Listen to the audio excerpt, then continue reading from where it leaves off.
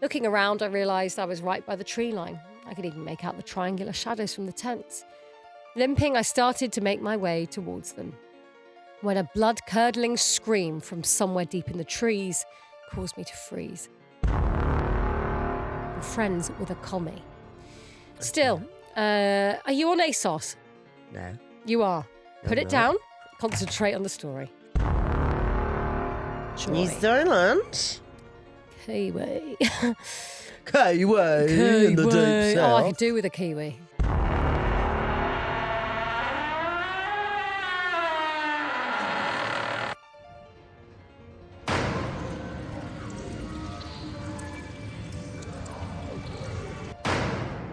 Welcome to episode- the very beginning of episode 150. 150. We're doing a little intro now for you, and then we're going to move. Yeah, we're going to move studio because we've haunted the Spotify studio so badly that the videos keep cutting out. Yeah, That is on us. And then we went a bit fucking thick, and we just chatted for fucking ages about things we can't put on the record. Yeah. Even though we were recording. Yeah, we had. Oh, well done. She's moved to Meath. Meath. Now that's Meath. Meth. Someone said I sounded like Mike Tyson saying meat.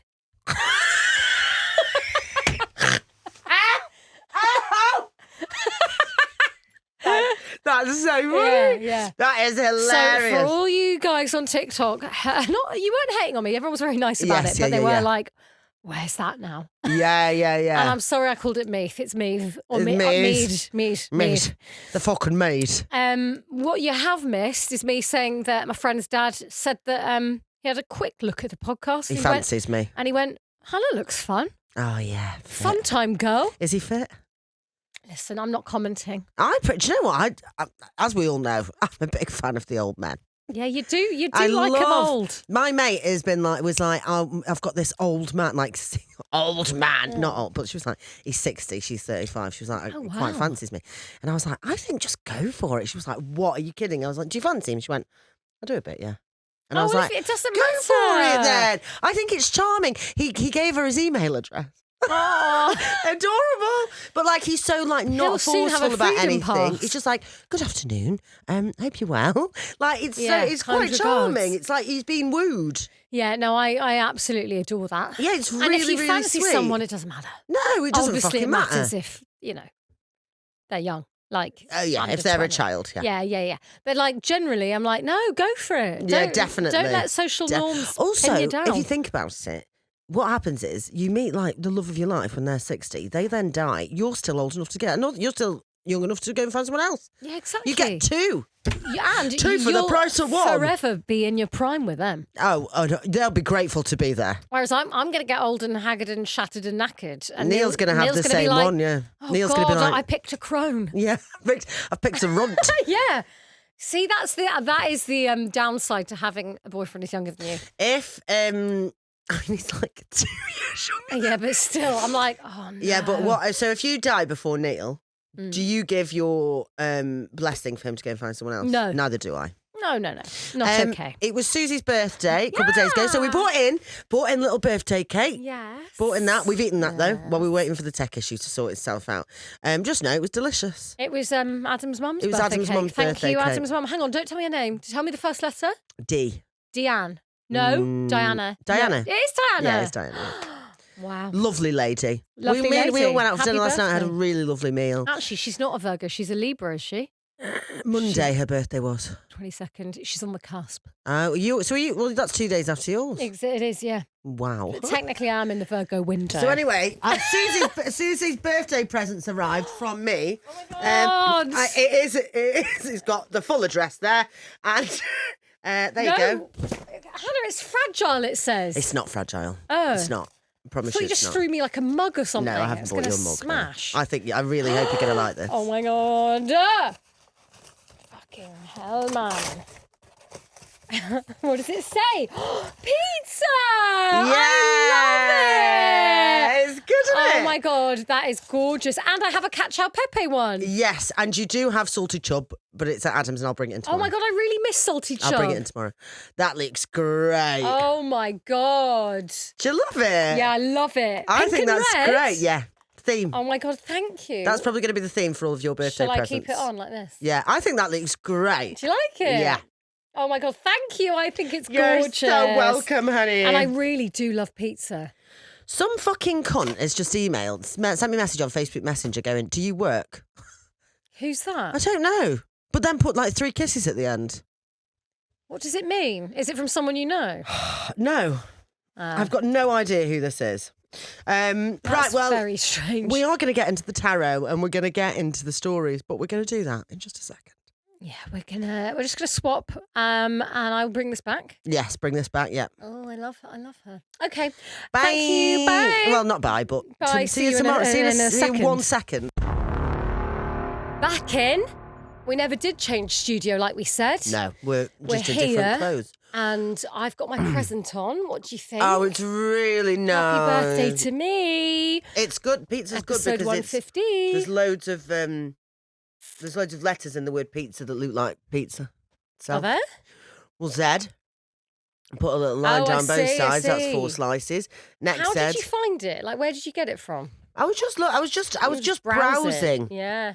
And then I thought, oh, she likes a cap, so I'll have a look at that. I do like a cat. And then I saw that one and I was like, listen, only the other day. You know when it was? It was when you were like, I like pizza and pasta and that's it. It's true. That is all I And like. then I was like, oh, she's got a pasta. Let's look at a pizza one. Yeah. You've got something on your nose. Oh, bit of bogey, is it? Yeah. I think The other side. I think that's a nut. No, it's a bogey.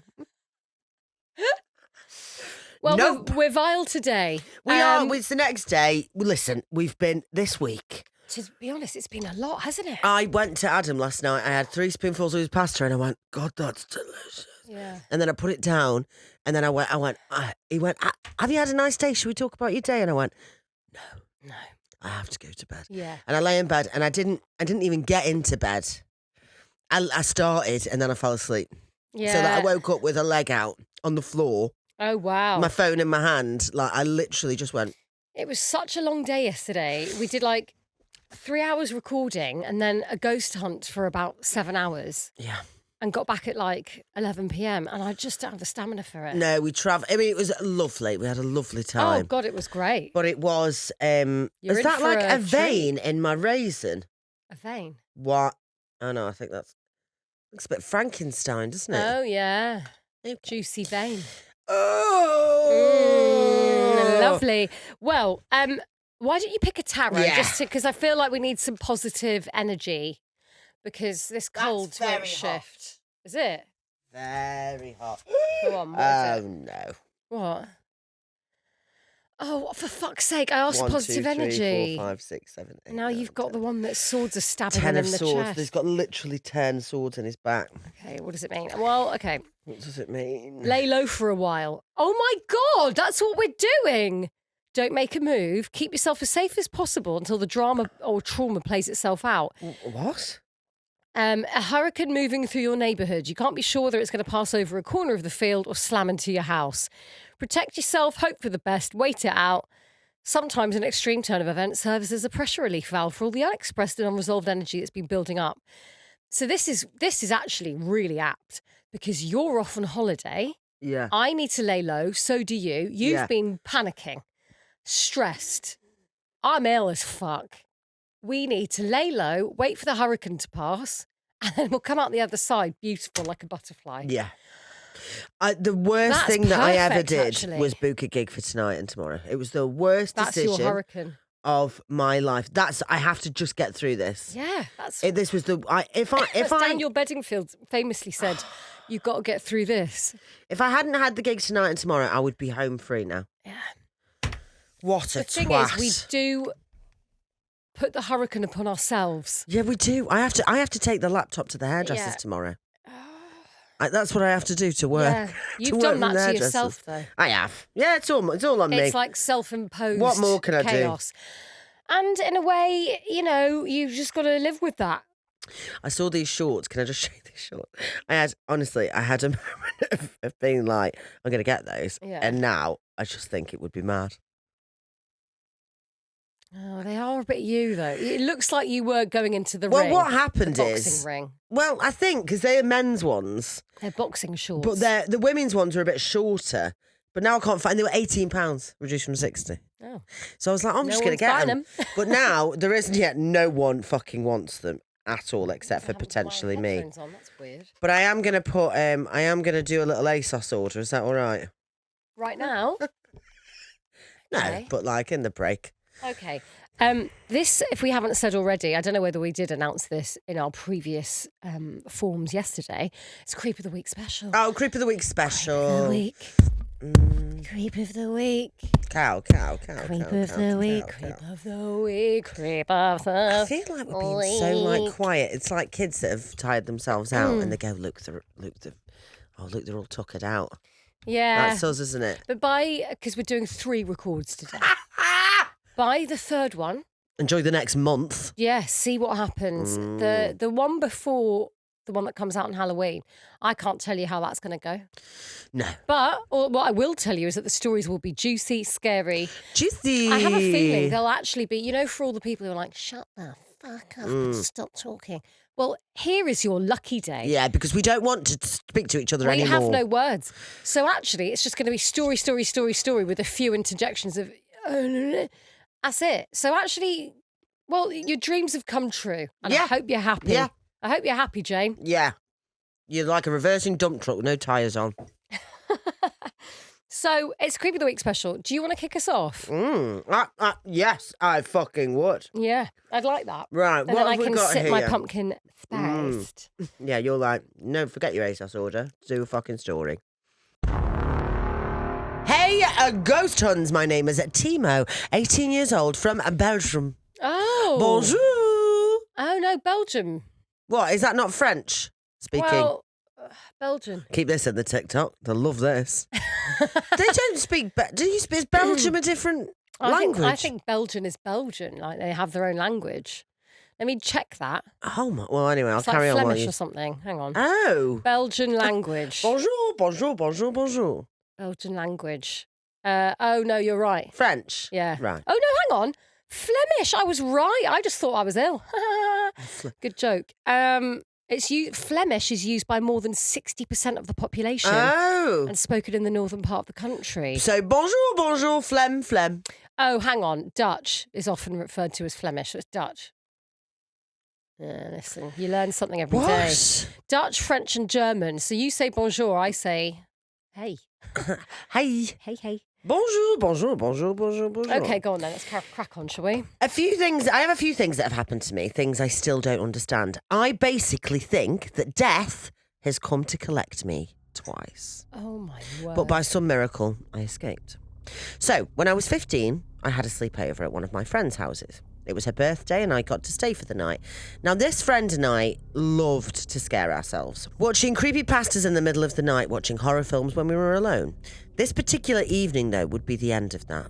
My friend, let's call her Kylie, and I stayed up until 3 watching creepy door cam videos. No!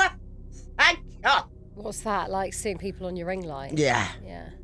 It's the CCTV thing that, like the paranormal activity kind of. Yeah. It's not for me, that. That kind of rough and ready, real amateur kind of. When we started to feel like we were getting tired, we decided to go out and walk the dogs because we didn't want to go to bed yet. So, like the dumb, unresponsible teenagers we were, we went to take a walk at 3 a.m. with the dogs. The neighbourhood was sketchy for sure. Just a few weeks ago, a man was found in a field not too far away.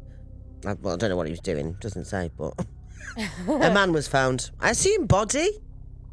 Oh, I don't know. Or a flasher. Ooh. We started walking and, of course, scaring each other, but then our hearts dropped. On the way back, we saw a car driving in our direction suddenly stop at the side of the road. We felt uneasy, but we had to pass it to go back home, so my friend Kylie said, if you hear a door open, run. We continued walking and, well, the worst became reality. When we passed the car, we saw the lights inside jump on like as if a door would open. We started running, dogs pressed against our chests, in our pyjamas. Kylie started crying out loud as she really started panicking. I have to say, if I was a murderer, I wouldn't go for 2 people with 2 dogs. That is a lot of work. Yeah, well, it's a risk, isn't it? Yeah. I mean, depends what these, are they XL bullies or are they Chihuahua? Well, they're holding them to the chest, so I assume it's mini. Reasonably small. Dashing. But we don't know that, do we? Yeah. Anyway, Kylie started crying out loud as she really started to panic. I turned around and saw that the car was gone, but suddenly, as we stopped to catch our breath, the loud, continuous roar of a car broke the silence of the night. We were now blinded by headlights as a different car now suddenly drove straight for us. We started running again, not looking back, and made it to the house. We locked all doors and looked through the windows to see if anyone had followed us. Now, this is scary, of course, but at this point we fully believed that these were just some kidnappers or pedos, I don't know. But they're just pedos and kidnappers. Yeah, PDF files. But the story takes its supernatural spin here. The TV, on which we were watching the creepy doorcam vids earlier, started playing a new video. I don't remember exactly what it was, but I do know that it was going to be about some serial killer. We turned it off before it actually got to anything. We just heard the intro. When I looked over to my friend Kylie, who had just turned off the TV 1 second ago, mind you, I saw her sleeping. I thought she was having a heart attack or something because we were just talking and she didn't seem tired and just passed out. But when I checked, she was breathing and even snoring. This is me. Wasn't she calling just a second ago? Colin? Calling. Crying out loud. Oh, right. Yeah. Well, this is what's weird. Is Well, that she's like, just- oh, go upstairs again. Oh, very strange. That is me, though. Narcolepsy. I'm a narc. Yeah, you're a narco. I'm a narco. Said it. Anyway. I was so confused, I went to the kitchen to grab my phone because I knew that something was really wrong. But on my way there, I suddenly got this massive headache, like that feeling you have when you stand up too fast. Like there was too much blood in my head, but times 10. I sat down and next thing I know, I get woken up by Kylie's mum. It was morning. Kylie and I, both confused, just decided to keep what had happened to ourselves since Kylie's mum was really strict and very against all things ghostly. We decided to just clean up. But when my mum came to pick me up that evening, she asked what had happened. Kylie, her mum and I were all confused and asked what she was talking about. My mum explained that the whole street was full of police cars and paramedics. Later we found out that 2 teenagers from the neighbourhood were run over and ditched in the street. Oh my God. A boy with long curly hair and a girl with short blonde hair. Kylie and I looked at each other and guess what? I have long curly brown hair and she had short blonde hair. That's the last we heard of it. I don't know if the bodies were ever identified, but Kylie and I cannot deny that is too much of a coincidence. Oh my God. Actually, they've got another one, but it's tiny. Shall I just tell you that quick? Yeah. Okay. This one is a bit shorter. Basically, I was just riding on my bike back home from school and I got run over. The This end. person does not have much luck. Well, their name's Timo. Not sure if we can say it. Oh yeah, Timo, you can. Poor Timo. Yeah, poor Timo. Got run over. I had to go to the hospital, but I had no major injuries. Later that night, I get a call from a friend who thought that I had died. I asked her why, and she sent me a news article that said a boy had died after getting run over. Here's the twist. The accident happened the same day as mine in the same city, and the boy had the exact same name as me. I seriously don't understand how this could happen, but hey, I'm still here, I guess. I'll drop the link of the article. So yes, death is coming for me. P.S. I can't express how much I love your guys' podcast. Not only is it the right amount of creepy, but it's so funny and vulgar. Okay. I love you disagree. guys. I love you guys so much, and I Okay. wish you all the best in the future. That's very sweet. Shall we have a look at this article quickly? That is a bit weird if you get hit by a car and then all of a sudden there's a Susie Priest Yeah. that's been killed that same day by a car. Yeah.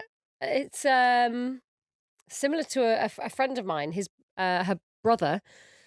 Oh, it is all in Belgium. So I won't be able to read it. Flemish. Yeah, let's call him like Richard Evans. So her brother, the July 5 bombings, there was Richard Evans, same age, a lawyer as well, died. And it was like there were two, similar thing. That's He was like the same name, the weird. same age, the same profession. And he was just like, as soon as that name and everything came out, he was just like, there was something just a bit spooky. That's really... well, Like- it's like watching your own death Yeah, notice. yeah. And he's like, I've never forgotten it. Just like it gave me chills immediately that there was a guy in my place. Like, not that should have been him, Yeah, but you yeah, get yeah. that feeling of like, I just escaped death. Really weird, really weird. Ooh. And was he close to like getting on the tube? Or No, like was there like I a... don't think so. I don't think it was sliding as doors? sliding doors as that. Although my dad heard it. He was about 2 trains behind. Was he? Yeah, yeah. On the tube? Yeah, he got off at because he once had a bar in Oldgate. Oh, that's And cool.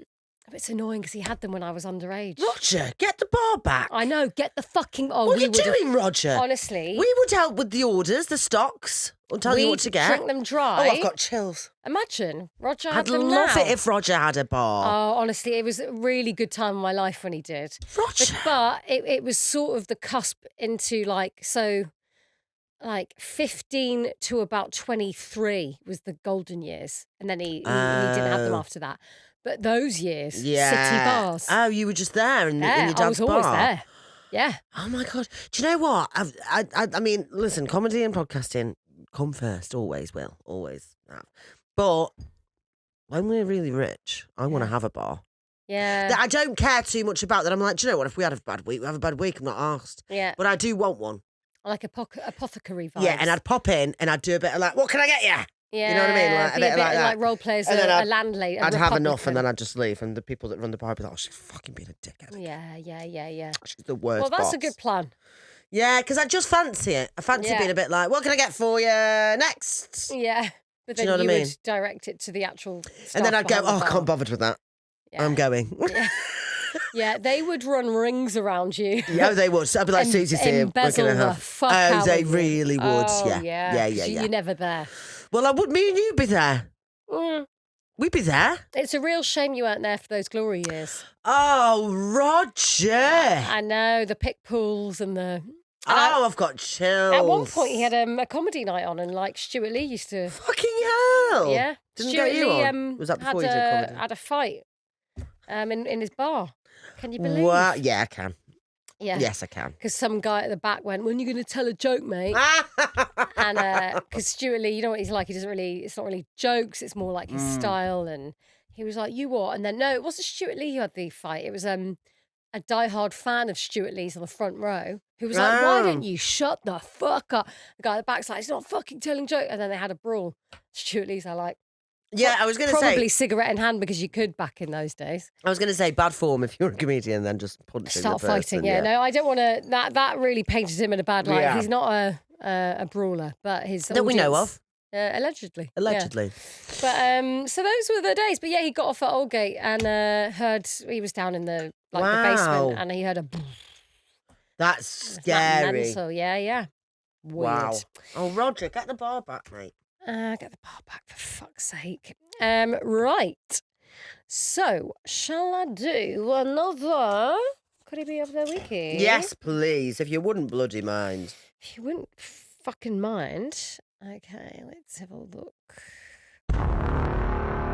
Hi, ladies. Hello. Hope your week's going well, and I hope Edinburgh's treating you okay, Hannah. Was it treating you okay? I mean, it was a toxic relationship where I was abused, but yeah. Yeah, listen. Right.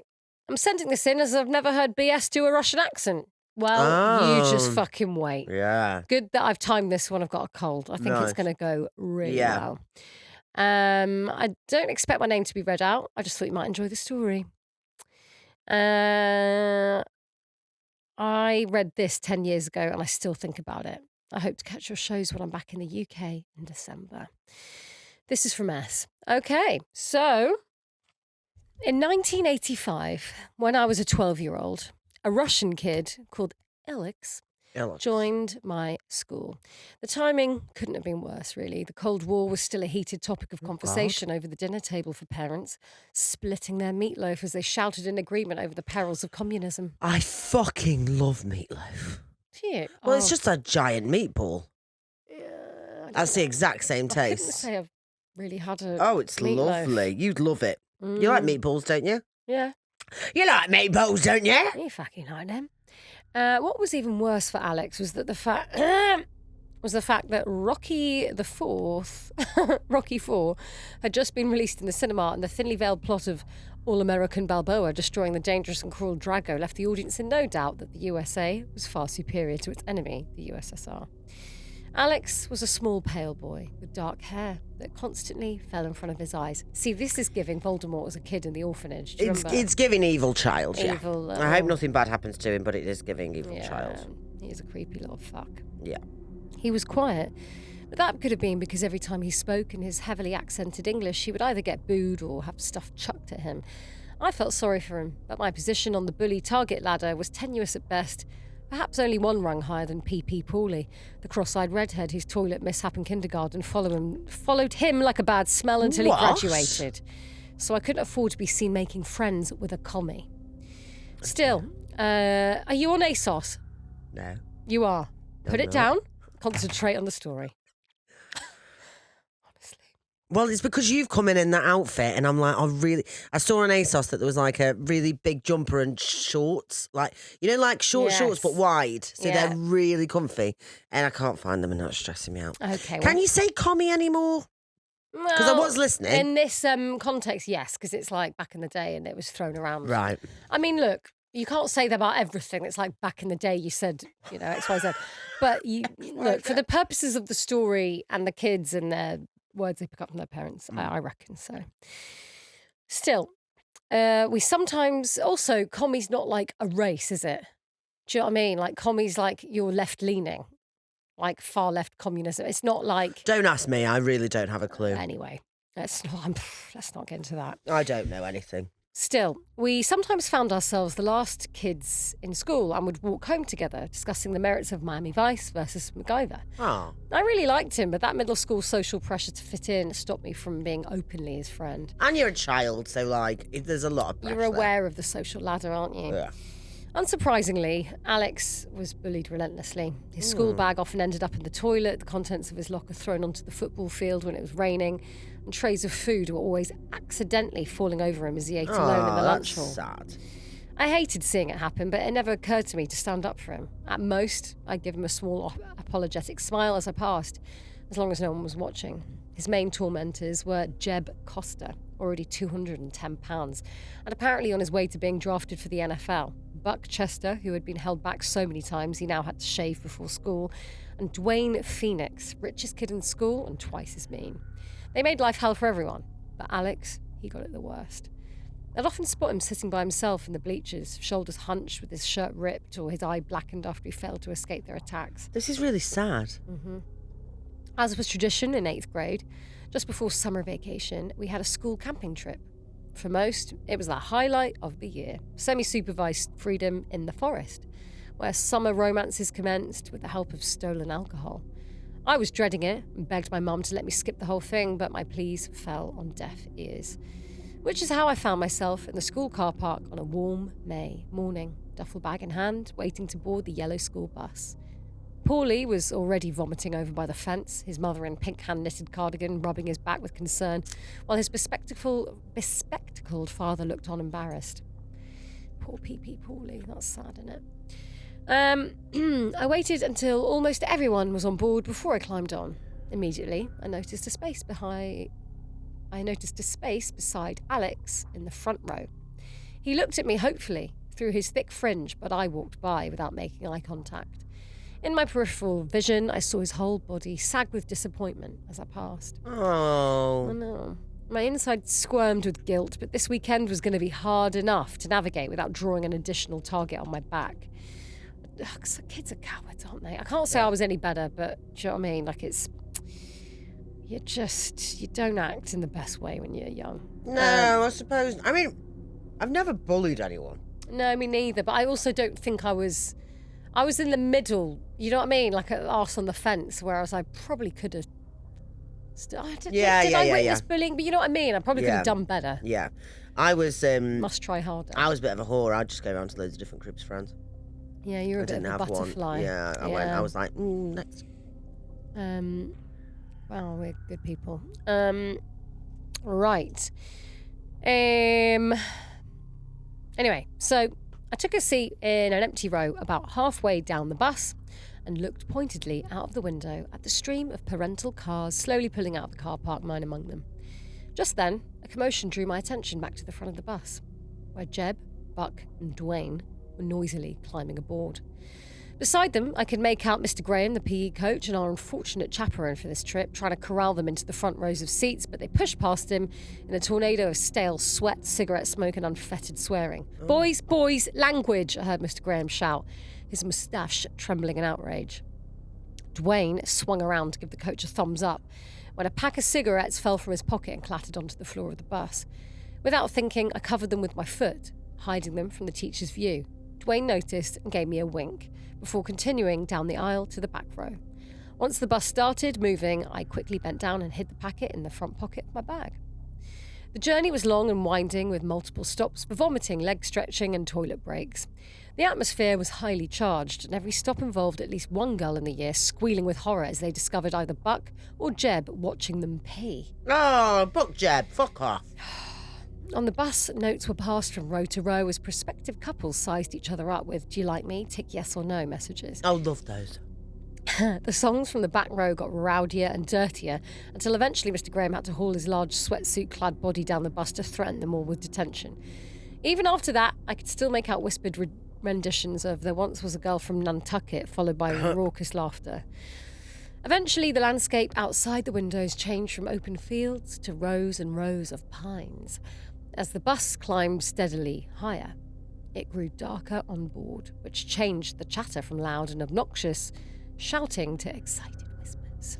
By the time we pulled into the campsite, the sun was already hanging low and orange in the sky, and pink clouds were brushing the tops of the distant mountains. We split into pairs and were given a tent to erect. As expected, I was stuck with Paulie. Everyone took a designated spot in the circle around the campfire and got to work. While I was struggling with the poles, Dwayne sidled up to me, trying to look innocuous, hands in pockets. "Hey, Johnny, you got those smokes?" He spoke out the corner of his mouth while looking the other way. I couldn't tell if he was worried about getting caught with cigarettes or just didn't want to be seen talking to me. I dropped the pole and fished about in the bag, handing it to him behind my back. "Nice one. You're not so bad, Johnny boy," he laughed, punching me on the arm, almost causing me to fall over. "So listen, Jeb's got a doobie for later if you want to join us. Huh? After lights out, give it about half an hour, then meet us over there." He indicated towards the forest beside my tent. "Sure," I replied, internally praying this wasn't some sort of trap. "Rad. See you then, J-Dog." He sauntered away, whistling, whacking Jodie De Silva on the ass as he passed her by, causing her to cry out. Fucking this guy's a That's disgusting. prick. I turned back to my tent, construction dazed. Whatever way I saw this weekend going, it certainly wasn't this. As I happily returned to the work, I noticed Alex staring at me, his tent already fully constructed despite working on it by himself. I gave him a smile and a small wave, but he ignored me and he climbed inside his tent. Dinner was hot dogs cooked on sticks over the campfire and smothered in ketchup so we couldn't tell how bad they were. The whole class sat out on the logs circling the fire, which lit our faces from below with a flickering orange glow, making everyone look slightly demonic. Of course, after eating, the conversation turned to ghost stories and urban legends. Felix had just finished one about a satanic hitchhiker that had some shrieking and others rolling their eyes when Alex suddenly spoke up. "I have a story." There was a silence for a second, and then the usual chorus of boos echoed around the camp, followed by laughter. I have a story. Settle down, puffed Mr. Graham. "Let the boy have his turn." Through the sniggers and derisive laughter, Alex continued. "You have probably heard of Baby Yaga, yes? The witch who lives in a wooden cabin that walks on chicken legs. She is very thin, and her skin hangs off her body like filthy rags. All right. When she walks, you can hear her bones clack together, and she has a mouth full of sharp metal teeth that she uses to eat boys and girls." Oh, come on. Click, click, click, click. Cuckoo. Oh, come on, this is a children's fairy story, someone shouted, causing more laughter, but Alex persisted. "Well, where I am from, she has another job.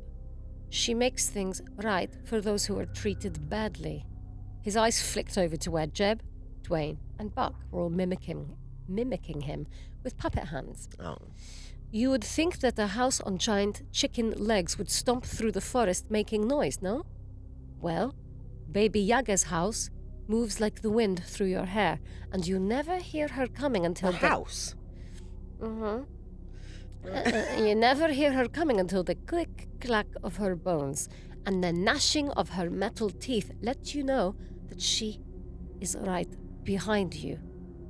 By now, about half the class were genuinely caught up in the tale. The other half was still sitting with arms crossed, looking unimpressed. "And when she gets that close to you, that is when you are in trouble. She would place her hands on either side of your head, just above your ears and slowly, very slowly, slide her long, dirty, sharp fingernails under the skin of your scalp until you are trapped in her grasp. Oh dear. More people were listening now. The laughter had faded and even Mr. Graham was looking slightly nervous. Then she carries you back to her house where she plucks out one of her long, greasy grey hairs and binds you by your wrists to the rafters of the cabin. You hang there, crying, calling to be saved, but no one can hear you. At this point, you could have heard a pin drop in camp. Then, over the course of days, sometimes weeks, Baby Yaga will walk up to you and very slowly she will peel off a strip of your skin from your face to your feet and cook it over her little fire. Oh. Then she will watch you as she eats it, crunching as flakes of you fall on her pointy chin and down her dirty pinafore. Oh, it's so annoying when that happens, though. I really hate crumbs. Yeah. I've got to think about crumbs. Yeah, and they just drip out I of just someone's mouth. hate. On me, I hate crumbs being.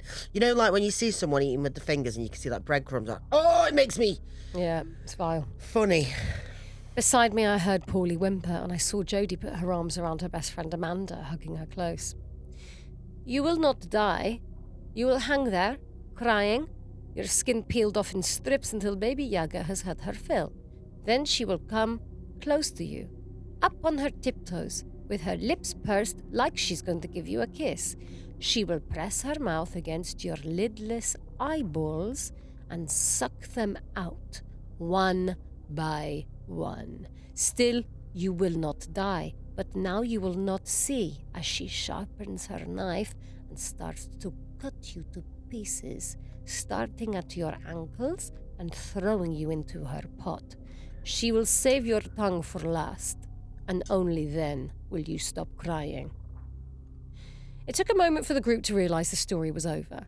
Everyone sat in stunned silence. That's weird, that is, because I'd imagine a tongue's better slow cooked. I don't like tongue. I don't want that ox tongue. Do you know that's on a menu? I'm like, oh. I don't think I've never tried it, to be honest. I don't want to, thank you. I would try it if somebody amazing was preparing it. Me? Beside me, Paulie convulsed with silent sobs. Finally, Mr. Graham cleared his throat, breaking the tension. Right, he coughed. Right. Well, thank you, Alex, for that very descriptive tale. I think it's probably time for everyone to go to bed. It was testament to how much Alex's tale had rattled everyone that we all moved towards our tents without a single word of dissent. As I looked back towards the fire, I saw Alex slowly retreating into the shadows, and I could have sworn he was smiling. After everyone had settled into their tents and the camp lights went out, I lay fully dressed inside my sleeping bag, counting down the 30 minutes. Then, quietly, I unzipped the tent and stepped out into the moonlit clearing. Where are you going? Asked a small, frightened voice behind me. I popped my head back inside and saw the shadow of Paulie sitting up, rubbing his eyes sleepily. Oh, I just need to go to the toilet. Go back to sleep, Paulie. Okay, but please don't be long. I don't like being in here alone. I waited until he lay back down before slipping away into the tree line. It was easy to locate the others. The red glow from the joint was like a tiny beacon that pulled me deeper into the trees towards them. They were standing in a small clearing facing each other, passing the joint after each drag, their collars pulled high around their necks to protect from the cool night breeze. Hey, J-Dog, you made it, said Dwayne upon seeing me. I wasn't sure you'd pitch up. Here, big man, grab a hit of this. He handed me the large blunt. I'd never smoked anything in my life, let alone drugs. The one time I'd even dared pretend that the twig was my cigarette, my mother had smacked it out my hands before giving me a shrill lecture on dirty habits. I took it uncertainly. In the dark, all three pairs of expectant eyes were on me, so I placed it in my mouth and inhaled deeply. Obviously, I immediately started coughing as the acrid smoke scratched my throat and stung my nose.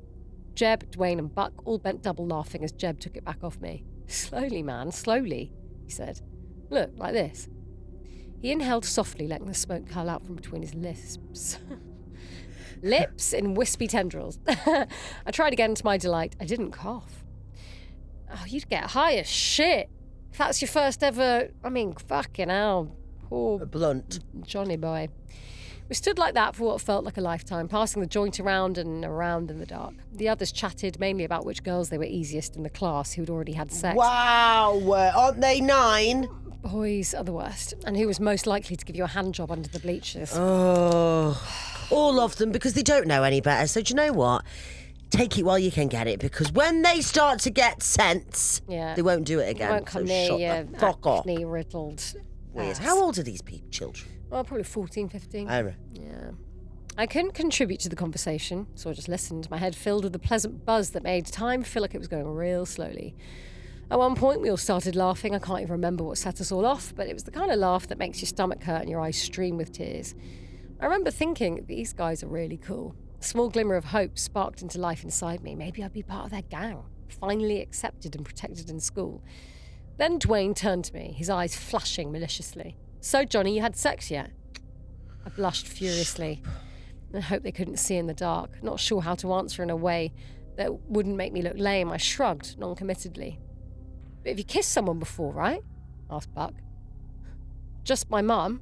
No. The words were out of my mouth before I could stop them. A sick sense of dread flooded my veins as I realised what I'd done. I looked from one boy to the other, hoping desperately they hadn't heard, but the way they were just staring at each other let me know I'd just signed my own death warrant. Oh, no. Your mum? Scoffed Buck as the others started laughing hysterically. I was joking. It was a joke. I didn't mean it like that. I stuttered, wishing the ground would swallow me whole. Dwayne stepped towards me, wiping tears of mirth from his eyes. Oh, Johnny boy, here I was thinking we could just get you stoned and freak you out in the forest, but you decided to deliver us some pure gold. This definitely deserves an atomic wedgie. Just then, a twig snapped behind him. He spun around. Who's there? He demanded angrily. There was no answer. Jeb pulled a small torch from his pocket and shone the thin, weak beam into the trees. It skipped from trunk to trunk, but nothing moved. Then he stopped, shining the light on a weird-looking tree. It was skinny and scaly, and in the pale light it almost seemed yellow in colour. What the hell kind of tree is that? He asked. Oh, look, there's another one beside it. Maybe it's Baby Yaga's... Maybe it's Baba Yaga's chicken-legged house, scoffed Dwayne. He'd meant it as a joke, but no one laughed, because in our stoned state, with the only light from Jeb's tiny torch to illuminate the trees, that's exactly what it looked like. Chicken legs.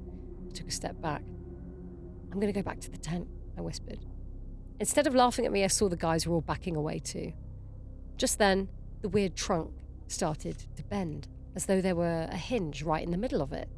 Buck, who was closest, shouted in terror, and started running in blind panic through the trees, the other two in close pursuit. It took me a second, but then I was off running too. I had no idea which direction the camp was, and the bobbing light from the torch was moving too fast ahead of me to catch up, so I just ran as quickly and as far from the clearing as I could. Branches tore at my clothes and scratched my face as I fled. I tripped over roots and felt my shoes slip in unseen mud, twisting my ankle, but I kept going, until I was well and truly lost. Just ahead, a patch of moonlight glowed in the dark forest. I headed for it and skidded to a halt, grabbing a large tree for support as I gasped for air.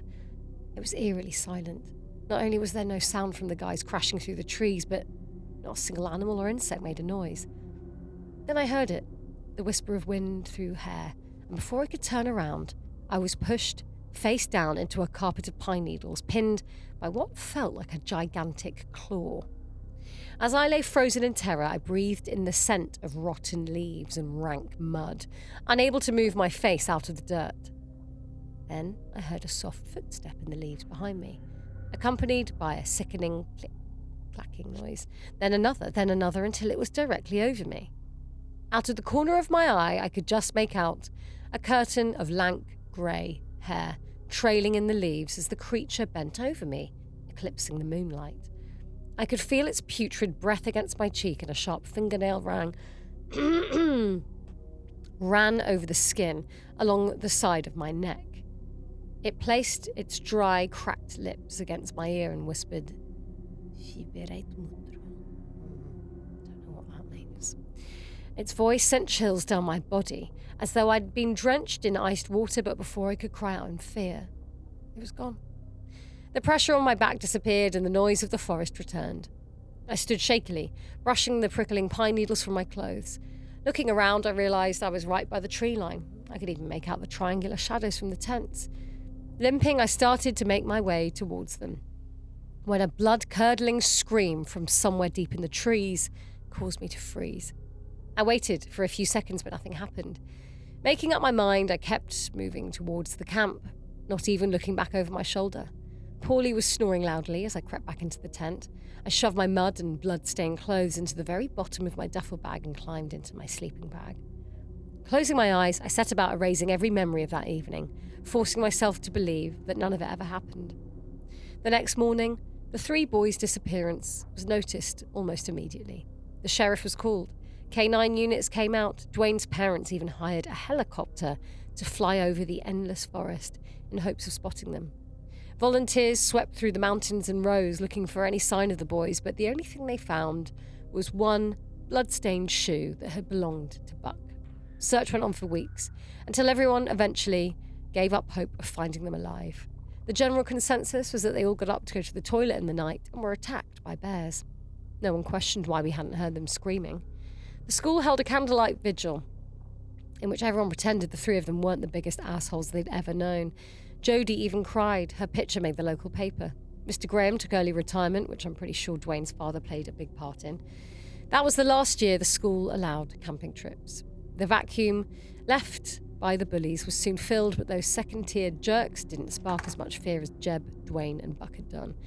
This allowed us outcasts a bit of breathing room, and I took the opportunity to start a D&D club. I, of course, invited Alex to join. After all, I had made my choice. Aww. The end. Very nice. That'll teach you for being a cunt. Yeah, Baby Yaga. I've also never understood why teachers are happy to take children on these trips, because I would fucking lose them. I know. Immediately. Yeah. Like Oh. fucking, like Paris. Yeah. You mad? Why were they all happy to do that? Oh, mate. Everyone's passports. Stay alive. Nightmare. And kids are idiots. Kids So are total idiots. One would just like Mr. Blobby off a cliff, and I'd be like, oh, Yeah, great. yeah, Now yeah. that's on my Yeah, conscience. exactly. Yeah. Well, it wouldn't be on my conscience, but I do have to go back and explain it. Yeah. Which isn't ideal. No, and it's too much. And I all the actually really high-vis respect outfits. any teacher who couldn't do. deal with kids. I do, because I fucking couldn't. I hate Right. them. Oh, Especially those little cunts. Well, thank you for that. yeah, creepy little Russian Baby Yaga. Are you ready? I thought it was Baby Yoda, and I was like, that's going to be good. Oh, I love Baby Yoda. Yeah, it's cute, isn't it? I really? love Baby I mean, I don't like Star Yoda. Wars or anything, but No. that is cute. Yeah, it's cute. Are you ready for another? Yeah. Hello, Hoosie. That's my name for you guys. I love the pod, and you guys are amazing. My name is Hannah. Oh. And yes, you can say my name on the pod. I've sent in stories before, but this one actually happened to me, and it still makes my skin crawl. Oh, lovely. It was around 4:15 in the morning. I'm sure there's a time, I've seen that on a film or something, 4:15 in the morning. Do you know what? I was Nothing thinking this the other day. There's too many, like, spooky hours to come and freak you out. 3:33, 2:17 from weapons, 4:16. Yeah. There's too many, and I need them to stop Yeah, because they get into my it's head. now everyone. And now every time I wake up, I'm like, what does that mean? Yeah, completely agree. Carry on. It was around 4:15 in the morning. I was lying in bed, lights off, just scrolling through Instagram, half asleep. That's when my bedroom door opened. It was my sister. She stepped inside and said, Hannah, I need to tell you something. Come to my room. I brushed her off like, not tonight, tomorrow. But she didn't leave. She just stood there. Her face looked off. Her voice was flat, blunt, completely wrong. Again, she said, Hannah, I need to tell you something. Come to my room. Yeah, go where the gossip is. Well, I would be like, I'd be like, "What?" go on, tell me. Straight in, yeah. And again, and again, and again. Each time harsher, more demanding. She wasn't asking, she was insisting, like she was trying to drag me out of bed with her words alone. I was too tired, too stubborn, so I refused. Finally, she stormed out of my room. I went back to my phone, and then the realisation hit me. My chest tightened. My heart started pounding. My sister was on a night shift. Oh, no. I was the one who dropped her off at work. She couldn't have been standing in my doorway at 4:15 a.m. I froze. I couldn't breathe. I couldn't move, because if that wasn't my sister, who came into my room? The next morning, after she came home and woke up from her nap, I asked her what time she got back. She said, around 10:30, maybe 11, same as always. And I know she was telling the truth. That's her normal time. So who or what was in my room? And what would have happened if I'd actually followed it? I know I wasn't dreaming. This happened, and to me, felt like a mimic. Thank you so much for listening. I'd honestly be over the moon if you read it on the pod. Well, we have. I love you guys. Bye. Oh my God. Did you say there's another bit? Yeah, there's another little go one. on. Another short one. Okay, it was a cold winter day when a group of my friends and I decided it would be a good idea to go and live in a hut in the woods with some strangers. I don't ever think... a mad sentence. Yeah, we just thought it was a great day. That is mental, Hannah. It was an open invitation. I thought you were saying that to me. I was like, yeah, no, I said that. Yeah, I know. I fucking know. I agree. Other Hannah. God, there's so many Hannahs. I know, there's loads. It was an open invitation for anyone in my neighbourhood. I packed my bag with all the essentials a girl would need for a night and left with 3 of my friends. I really wanted my best friend Zara to come, but since she wasn't from our neighbourhood, she couldn't. We all met up at the Why? meet-up spot. I don't know. This is all very odd. Do you know what it is? It's a bit like, I started listening to this book called The One by John Mars. And I told you, didn't I? Yeah. It's giving this, it's giving that, like... It's normal world, but there's one element of it that's not normal, but in that story it is normal. Okay. Do you know what I mean? Okay. Maybe something like that. Anyway. So we all met up at the meet-up spot where the other participants were waiting and set off together on a coach because the woods were quite far. There were only 10 people in total joining this camp night thing, or whatever you'd call it. When we got there, we made our way to a small hut that looked like a mini house. One main living room, a kitchen attached to it, and a toilet. Everyone picked a spot to huddle in because it was freezing. There was no phone service, so we spent the first few hours getting to know each other, playing games and sharing creepy stories. After a while, we went outside for dinner, sitting on a log and eating the food we'd packed. Lovely. Yeah, this is giving Baby Yaga. Yeah. No, it is. Weird. Yeah. Sitting on a log and eating the food we packed. It was already really dark. I started drifting away from the conversation and I noticed something. A pair of eyes staring right at me. Wide open eyes, a smile stretched from ear to ear and long hair down to the shoulders. It was definitely a man. I screamed so loud I'm pretty sure my parents heard it from home. Everyone turned and saw him too. We all screamed, ran inside and locked the door tight. We sat there, close and silent, and I could see the fear in everyone's faces. I decided to count all the people I decided to count all the people again to make sure that everybody was inside the hut and safe. 1, 2, 3, 4. Why am I reading that? 5, 6, like it. 7. No, but like, why am I going 8, 9? Like, I don't know what's coming next. Oh. 10, 11. What? There was only 10 people when we left.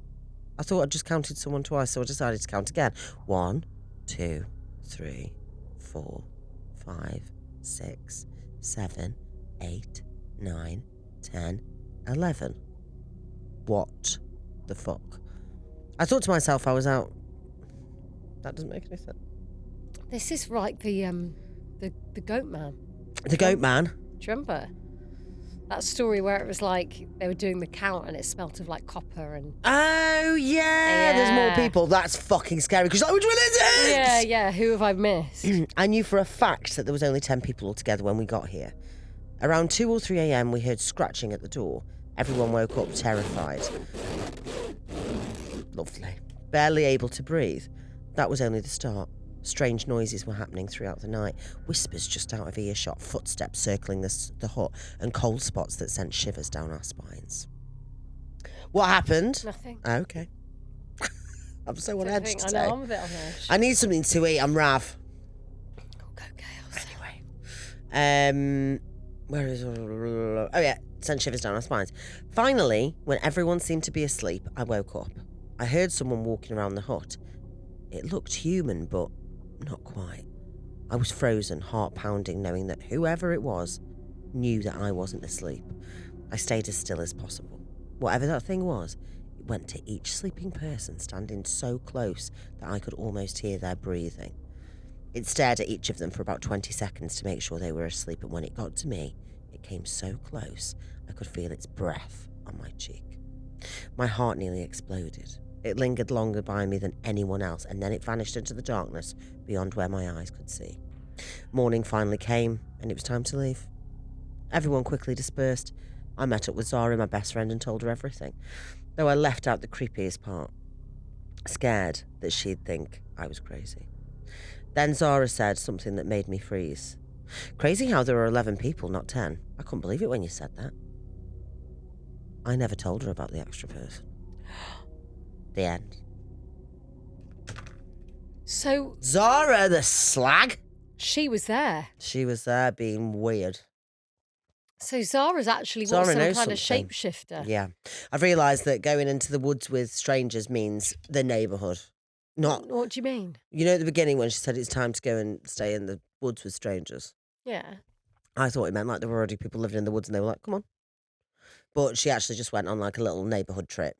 What do you mean a neighbourhood trip? When has Well, that I ever don't. Well, happened? that's what I know, but maybe that's more normal That's in like not the America. more normal. Maybe it's more normal in America. A neighbourhood trip. Yeah. You've ever done that? No. Have you? No. Just gather your neighbours and go into the woods with them. We've never met, but shall we sleep next to each But other? because it's Ealing and not Hammersmith, if Zara from Well, Hammersmith can't come. Do you know what? Let us know. Because the thing It is, sounds like a rule. It isn't a rule. in America, there are some very small towns. America. And like there's fuck all to do. Indiana, for example. You're crazy over there, guys.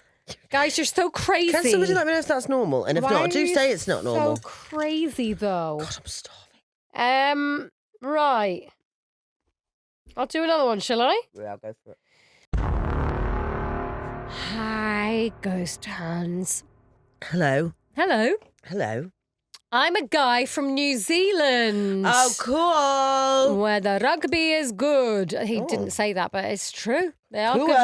good at rugger. They are actually New Zealand, aren't they? Yeah. I think New Zealand's a bit like Wales. Nice. No, it is apparently. Is it? Yeah, oh, sheep it's not. and hills. Oh, right. and I'm not being thick. No. The landscape's apparently very similar. Right. Yeah. I love Wales. I got this top I got from Disturbia. It's like mesh with black ferns on it. And Oh, like yeah. the velvet print. And Neil was like, oh, you've dressed as the women's rugby team. And I have, actually. I'm very women's rugby New Zealand, actually. Oh, right. Lovely. Without even knowing. So actually, I should be their new mascot. So if you are listening, the Black Ferns, hit me up because I'm ready. Oh, and they're actually called the Black Ferns, though. Anyway, I'm a guy from New Zealand and I recently came across your clips on TikTok and I've been hooked ever since. The stories instantly reminded me of my own experience that happened many years ago here in New Zealand and I thought you might enjoy. New Zealand? Kiwi. Kiwi in the deep Oh, I south. could do with a kiwi. I'd like a sandwich. I'd like someone to have spooned out the innards and just canned it to Have me. you had the kiwi that you eat the skin? The New Zealand kiwis? No. They're amazing. No, I didn't know they had just their go, own. Really? Is like it an furry apple. like a kiwi? No, not really. It's more Oh. like a peach. Oh, I do like a peach, actually. Oh, those are delicious. Ooh, I like a They're peach. called, you can find them in any supermarket. They come in a box of 4. Oh, never seen Quite that in my expensive. life. Probably an Lovely. M&S kind of jobby. No, Tesco. Never seen it. I love Tesco.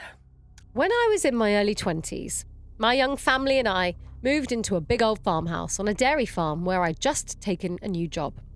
The house was built around 1900, and just across the drive sat an even older crumbling homestead from around 1870, which Oh. is very old by New Zealand standards. Between the two houses ran a line of towering old trees that made the place feel eerie at the best of times, especially at night. The farmhouse was cold, creaky, and far too big for 2 adults and 2 children under 3, but it was home. It didn't take long for strange things to begin. Shadows shifting in empty rooms, doors moving on their own, and even the sound of a young girl's voice. Oh, no, thank you. My partner and I chalked it up to nerves and the atmosphere of an old house. Working the dairy farm meant early starts. There's a lot of farms, isn't there, in New Zealand? It's a big farming community, big farm is that correct? jobby. Yeah, I think so. I was up most mornings around 3:30 a.m. to bring in 850 cows for milking. Wow. I had been there about 3 months when things escalated.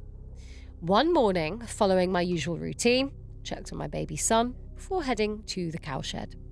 All was fine. Then I quietly opened the door to my daughter's room and froze. Standing on the far side of her bed was a figure, hunched over, staring intently at her as she slept. The figure slowly straightened up, revealing an old man with a beard. He turned his gaze towards me, and then, just like that, he vanished. Shaken, I tried to rationalise it as fatigue from the long days of carving season. Later that morning, I mentioned it to my boss and co-worker, who just laughed it off. But from that moment on, both my partner and I started seeing glimpses of this old man and sometimes a young girl around the house. Not long after, my boss had some old friends visit, people who actually had lived in our farmhouse 15 or 20 years earlier. Their very first question to him was, "Have you seen the old man and the little girl in the house yet?" Oh, no. My boss, pale-faced, came straight down to the cowshed to tell me this. Eventually, we arranged for a local Kaumatua, Maori elder, to bless the house. 2 elders arrived one afternoon and carried burning herbs through each room, wafting smoke as they spoke in Maori. We walked behind them as they moved from the front door, through the whole house, and finally back again. Just as they finished, a stream of sunlight came through the open doorway, and for the first time in months, the place felt peaceful. But as we stood there, something happened that I'll never forget. Oh, no. My bedroom was just off the entryway, and as the blessing ended, I felt relief wash over me. Then, my daughter suddenly ran past me into the bedroom. I turned, ready to tell her to come back out, only to realise she was actually in my arms the whole time. Oh, fuck off. Thanks for reading. Oh, no, thank you And for... thanks for the stories you share from New Zealand. So thank you for sending that shit in. That was terrifying. Only to realise she was actually in my arms the whole time. Oh, God. That's one of the worst endings, isn't it? Yeah. Did you see that coming? No. No. No, I didn't, actually. So, I thought it would be the ghost girl. yeah. Because, like, why would you bother telling me? Oh. But, yeah, that is a bit rank. It's a bit, I mean, understatement. It's like the I'd like to go to New Zealand. the bloke, the wife on her husband's back. That's one of the worst things you've ever said. Yeah. That story-wise. What? I mean, otherwise much you've worse. said some bad things. Shall we do We Get Haunted so you don't have to? Oh, yeah. Well, listen, you haven't actually, you yeah. haven't seen this episode yet because it's coming out next week. But we did a little, food. It's my turn to fly the food at you. Well, because you'll see, I don't want to ruin it for you, but I did kind of fuck it up because I told Susie it wasn't this thing, but it was this thing. You'll see when it happens. On the Halloween episode. But we're going to try a bit of telepathy. I'm going to fling using... food at you. Yeah, you have to explain it to them though because they haven't. So what? Yet. So Hannah came up with this thing of like, well, it's a process I heard about. You stick your fork in a bit of food and you imagine flinging it at the person opposite you. Yeah. Try this with a friend. Like if you've got like a best pal and you're doing a sleepover, try and just think of a food, fling it at them, and see if your mate can receive it. Or your husband, or your mum, or your mum, your dog. You have to kind of imagine in your head that like close your eyes and then like just block everything out. Okay, I'm gonna. And then picture this like little bit of food going, and then a fork coming from there into your peripheral, and then going and then. Okay, I'm going to try and whack something at you. Okay, right. Let me clear my head. Let me think. Because I've got what I said last time in my head and I need to get rid of it. Yeah, get that out. I think I'm going to go with... Oh. Okay, I've got it. Well, there's something came to... You haven't flung it yet though, have you? I'm just going to... Hang on, I'm just dipping it in the fork. Yeah, that's it. Okay, ready? A Monster Munch crisp. No. A mushroom. Bit of tortellini. No. Pasta. No, but... Pizza. No. Can I have a hint? No. Can I have a clue? Can you just... You haven't opened your mind enough. Hang on, let's just try one more time. Hang on. Here we go. Right, hang on. Ready? I've got it on the fork. Okay. And here we go. Sausage? No, unfortunately not. It's a hunk of bread. Yeah, it was like a white boule. What do you mean, boule? Boule, you know, like boule. No. Cool. Well, thanks so much for listening. Boule, cool. See you next time. Bye. Bye. And join us if you want more content on www.patreon.com. patreon.com/ghost hunts, where you get agony hunts. We solve your problems. Ghost hunts, where we go on ghost hunts and find the dead. We also do Huns After Dark, where we just read out things like Amityville Horror. We talk about our sex lives. And bonus and episodes. just gossip about things that we can't do on here, and bonus episodes. So for £4.50/£6 a month, depending on what tier you want, just get on there. It's amazing. And also join us for a group chat on Patreon as well. Yeah, it's like lovely. a WhatsApp group where we can just chat away every day and just, make each other feel good and nice and ghosty. Anyway, happy spooky season, and we'll see you next week. See you next time. Bye. Bye.